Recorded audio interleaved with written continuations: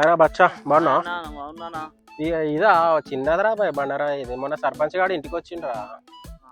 ఇంటికి వచ్చి ఇట్లనే దారిలా ఇట్లా బండరాయి అడ్డం పడ్డదిరా కొంచెం వచ్చి తీస్తావా అంటే ఇప్పుడే అక్కడ ఉన్నది ఇక్కడ నువ్వు ఈడ పెట్టినా నువ్వు వచ్చినావు. హాస్పిటల్లో జాయిన్ చేసి చచ్చిపోయినావు అనుకున్నావా? అదే కానీ అట్లా నీకు ఏం చేద్దాంరా, ఇంకా దేవుడు అట్లా చూసిండు. మొత్తానికి అయితే హాస్పిటల్ అడ్మిట్ చేసారా మీరు. ఇంకా డాక్టర్ ఏమన్నాడు? సంతోషంగా ఉన్నారు కదా, నిజం చెప్ప అందరు. లేదన్నా, నువ్వు బిర్యానీ తినిపిస్తావన్నా నాకు. ఏమైంది సంతోషంగా ఉంటావన్నా? నువ్వు బతుకుంటేగా మాకు బిర్యానీ వచ్చేది నాకు. సరేలే తినిపిస్తా, నీ బిర్యానీ తినిపిస్తలే. కానీ ఆ రోజు ఇంకా హాస్పిటల్ అడ్మిట్ అయిన తర్వాత డాక్టర్ గారు స్టంట్ వేయమన్నాడు. స్టంట్ వేసిండు, కొంచెం బరువు తగ్గిమన్నాడు. ఇంకా చచ్చిపోయి మొత్తానికి బతికినా. ఇప్పటి నుంచి కొంచెం మంచిగా ఉంది. సరేనా? రోజు బిర్యానీ తినిపియన్నా నాకు. నీ బిర్యానీ కూడా పారాబో ఎంత తింటావు నేను.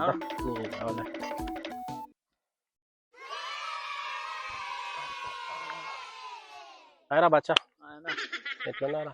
మంచిగా నువ్వు ఎట్లున్నావునా? అంత మంచిదేరా బాయ్. ఏమందరూ ఊర్లో ఏమనుకుంటారు మన గురించి?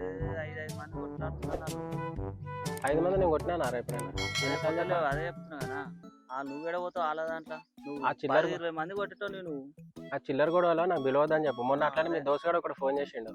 అన్న దా అన్న ఇట్లా పోలీసులు పట్టుకున్నారు, 20 మంది నన్ను కొడుతున్నారంటే నాకు ఫోన్ చేసిండు. ఆ రోజు పోయిపోయి వాని కర్మగాలు ఆదివారం నేను కొట్టాను కదా. ఆదివారం, సోమవారం, గురువారం, శనివారం కొట్టాను. ఇంకా ఉన్న మంగళవారం కొట్టమంటారు కానీ అది నాకు రెస్ట్ ఉండాలి కదా, బాడీకి రెస్ట్ లేకపోతే కష్టం అవుతుంది. సరే అట్లా పోదా. అరే వీళ్ళేంద్రా వీళ్ళు బండి నొక్కు.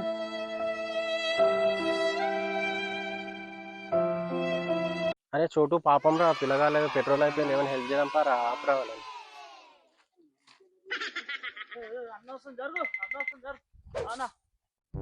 ఏమైందిరా పెట్రోల్ అయిపోయిందా? పెట్రోల్ అయిపోయిందా? మొత్తం పెట్రోల్ లేదు. ఇది ఎన్ని కిలోమీటర్లు ఉందిరా? కిలోమీటర్ దాకా బండి కూర్చో, బండిలో కూర్చో.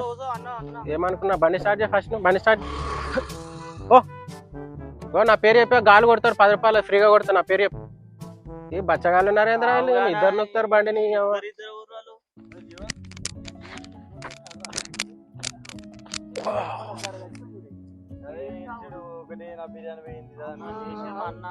అన్న స్టైల్ చూడు వచ్చిండు. ఏమైందిరా బచ్చా, అంత మంచిగా రారా అందరు? మంచిగా పర్వాలేరా బాయ్, బిర్యానీ తినిపిస్తాం సాయంత్రం. ఈడవాడు అలా ఫ్రెండ్ మనోడేనా? నాకు కూడా ఉంది, నీకు కూడా ఉంది. ఏమైనా ప్రాబ్లమ్స్ ఉంటే ఇప్పుడు కొడదాం. చెప్పినా 5 మందిని కొట్టానని.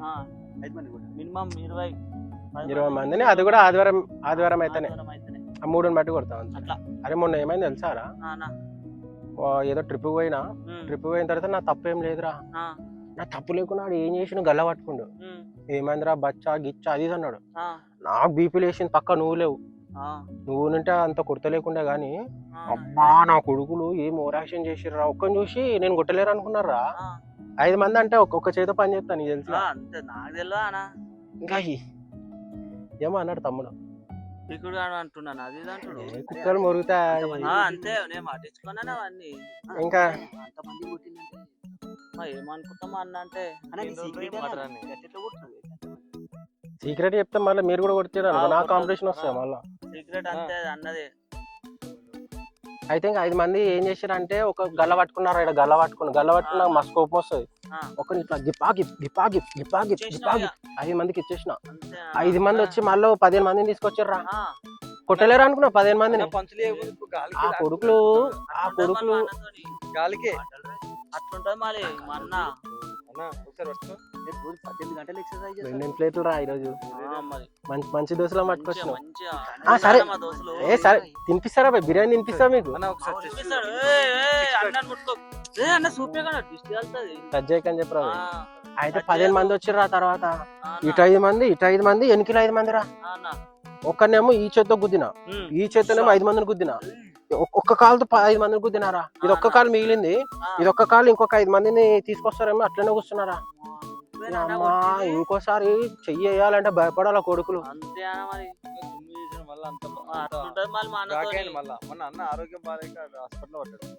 అరే అయిపోయింది, మళ్ళా మాట్లాడుతుర్రా వీళ్ళు. మస్తు ఫీల్ వీళ్ళు. అరే నేను బతికినందుకు మస్తు ఫీల్ అవుతున్నట్టు వీళ్ళు. దా బిర్యానీ క్యాన్సల్ రా బాయ్. ఆ బచ్చగాడు వస్తున్నా ఆపాన్ని. అరే చోటు చెప్పనా ఊర్లలో చాలా మంది మన గురించి తప్పు మాట్లాడుతున్నారు ఎందుకో. ఏం అసలు మాట్లాడుకుంటా నాకు నరం లేని నాలుకే కాదు నేను కొడుకునే ఉంటది. నేను నీకు బిర్యానీ తినిపిస్తున్నా అని చెప్పేసి అందరూ ఏదో ఇట్లా కుళ్ళులు. విమర్శలు చేస్తురంట. కొడుకుల కుళ్ళులనా ఎన్ని ఎన్ని రోజులు కూడుకుంటారా కుళ్ళుగాళ్ళు. కుళ్ళుకొని ఫోన్ వస్తుంది ఫోన్ వచ్చింది, మాట్లాడు పర్వాలేదు. హలో చెప్పురా అవునా మా అన్ననే ఉండరా సరే మాట్లాడతా అవు సరేరా ఎవర్రా ఫోను? మా ఫ్రెండ్ అనా ఏమైందంట? అని టార్చర్ పెడుతురంటనా అయ్యో రౌడీ గాళ్ళు ఇట్లా అయ్యో ఏమైందా? 20 మంది వచ్చి ఇట్లా బెదిరిస్తురంట నాలు ఎందుకు ఏమైందంట ప్రాబ్లం? ఏం ప్రాబ్లం ఏమో అన్న 20 మంది ఉన్నారా? 20 మంది రానా మరి పోదామా 20 మంది అంటే నేనేం ఆలోచిస్తున్నారా అంటే నేను నార్మల్గా 20 మందిని కొడతా. కానీ ఇప్పుడు వాళ్ళు 20 మంది ఉన్నారు కదా, ఇప్పుడు వాళ్ళని కొట్టినా అనుకో వాళ్ళ బొక్కలు చూర చూర అవుతాయి. పిల్లం పిల్లలు ఉంటారు, వాళ్ళు ఇప్పుడే బీదోళ్ళు, వాళ్ళందరిని కొట్టినా అనుకో వాళ్ళకి ఆరోగ్యాన్ని చూపించుకునే పైసలు ఉండవు, హాస్పిటల్ చుట్టూ తిరగాలి, పిల్లల చదువులు నాశనం అవుతాయి, పిల్లలు ఏడుస్తారు. 20 జీవితాలు ఎందుకు నాశనం చేయాలని చెప్పేసి నేను ఆలోచిస్తున్నారా. చెప్పేసి నువ్వు నిజంగా పర్లేరా, మన గొప్పలు మనం చెప్పుకోకూడదు కానీ చెప్పేసా అండి.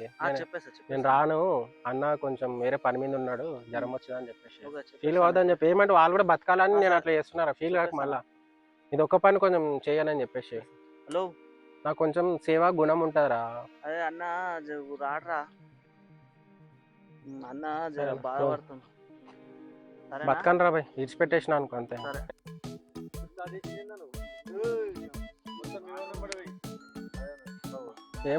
ఏమైందిరా బచ్చగాలం కొడుతున్నావు? ఏమైందన్నా డల్లు ఉన్నావు?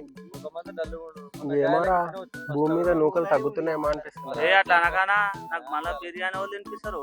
లేదురా, మొన్న హాస్పిటల్ కి అడ్మిట్ చేయించారు కదా అందరూ, అక్కడ హార్ట్ అటాక్ వచ్చిందని చెప్పేసి ఫస్ట్ స్టంట్ వేసారు, మళ్ళీ సెకండ్ స్టంట్ వేద్దామని చెప్పేసి డాక్టర్లు రమ్మన్నారు. కానీ 12 లక్షలు ఖర్చు అవుతుంది అంటున్నారు, ఎవరు ఇస్తలేరు. మరి ఎవరు ఇస్తారని చెప్పేసి నేను ఆలోచిస్తున్నా. ఫ్రెండ్స్ గాలకు ఫోన్ చేసినా, ఫ్యామిలీకి ఫోన్ చేసినా, ఎవరు చూసినా ఫోన్ స్విచ్ ఆఫ్ చేస్తారు పైసల కోసం అని. ఇప్పుడు కూడా నాకు చెస్ట్లో మస్తు పెయిన్ వస్తుంది. మరి నువ్వైనా నాకు ఒక 5 లక్షలు ఇస్తే 5 లక్షలు నేను పెట్టుకుంటారా ప్లీజ్ రా, దండం పెడతా. బిర్యానీకి పైసలు లేకనే నువ్వు తినిపించేది అంటే ఇన్ని రోజులు బిర్యానీ కోసం తిరిగినావారా, అంతేనారా? అన్న నా దగ్గర లేవా, నా దగ్గర లేకనే కదా నీ ఏం పడి ఉన్నది.